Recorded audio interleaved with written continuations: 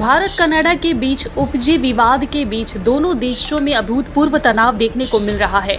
दोनों देशों के बीच राजनयिक स्थिति अपने सबसे खराब दौर से गुजर रही है। भारत ने कनाडा पर आरोप लगाया है कि वह खालिस्तानी आतंकवादियों को पनाह दे रहा है और इसी बात को दबाने के लिए वह बेबुनियाद आरोप लगा रहा है।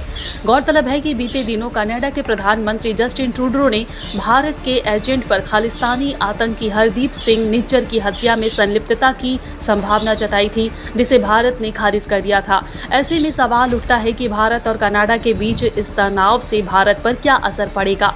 भारत और कनाडा के बीच व्यापार, शिक्षा, प्रवास, टूरिज्म का आदान प्रदान होता है। भारत और कनाडा के बीच न्यूक्लियर सहयोग, दोहरे टैक्स, विज्ञान और प्रौद्योगिकी, एग्रीकल्चर, एनर्जी, शिक्षा को लेकर कुछ समझौते और द्विपक्षीय करार भी हैं। भारत के कई छात्र कनाडा में रहकर पढ़ाई करते हैं। विदेश मंत्रालय के आंकड़ों के अनुसार मुताबिक साल में 2022 तक भारत के 13,24,000 से ज़्यादा छात्र पढ़ाई कर रहे थे, जिसमें सिर्फ कनाडा में ही 1,83,000 से ज़्यादा छात्र पढ़ाई कर रहे हैं।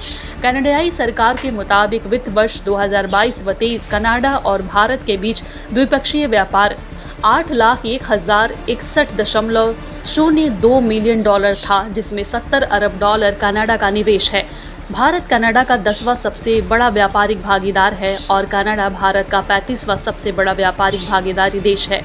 भारत और कनाडा के बीच फ्री ट्रेड एग्रीमेंट लगभग 10 साल से बातचीत में फंसी हुई है और ऐसे में कनाडा से संबंध खराब होने से भारत को क्या नफ़ा क्या नुकसान, ये आपने समझा। आसान भाषा में दोनों देशों के बीच की गणित यही है। भारत कनाडा के बीच उपजे विवाद के बीच दोनों देशों में अभूतपूर्व तनाव देखने को मिल रहा है। दोनों देशों के बीच राजनयिक स्थिति अपने सबसे खराब दौर से गुजर रही है। भारत ने कनाडा पर आरोप लगाया है कि वह खालिस्तानी आतंकवादियों को पनाह दे रहा है और इसी बात को दबाने के लिए वह बेबुनियाद आरोप लगा रहा है। गौरतलब है कि बीते दिनों कनाडा के प्रधानमंत्री जस्टिन ट्रूडो ने भारत के एजेंट पर खालिस्तानी आतंकी हरदीप सिंह निज्जर की हत्या में संलिप्तता की संभावना जताई थी, जिसे भारत ने खारिज कर दिया था। ऐसे में सवाल उठता है कि भारत और कनाडा के बीच इस तनाव से भारत पर क्या असर पड़ेगा। भारत और कनाडा के बीच व्यापार, शिक्षा, प्रवास, टूरिज्म का आदान प्रदान होता है। भारत और कनाडा के बीच न्यूक्लियर सहयोग, दोहरे टैक्स, विज्ञान और प्रौद्योगिकी, एग्रीकल्चर, एनर्जी, शिक्षा को लेकर कुछ समझौते और द्विपक्षीय करार भी हैं। भारत के कई छात्र कनाडा में रहकर पढ़ाई करते हैं।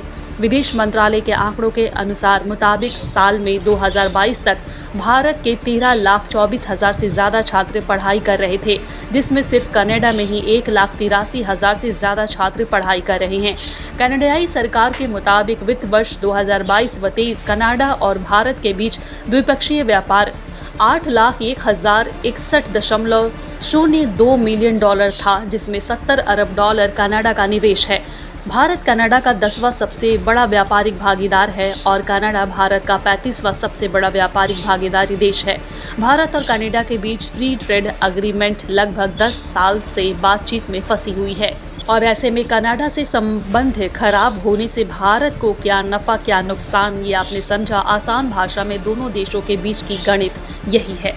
ब्यूरो रिपोर्ट, हालात बंगाल, न्यूज़ टैग इंडिया।